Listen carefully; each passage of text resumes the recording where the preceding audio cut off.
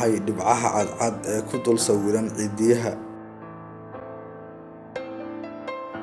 Calaamadaha cadcad ee ku dul samaysma cidiyaha korkooda waa mid uu qof kasta isku arko.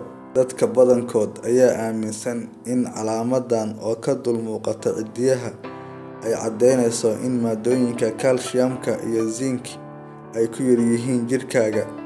Laakiin fikradaha noocan ah waa kuwo ka fog cilmiga iyo xaqiiqooyinka.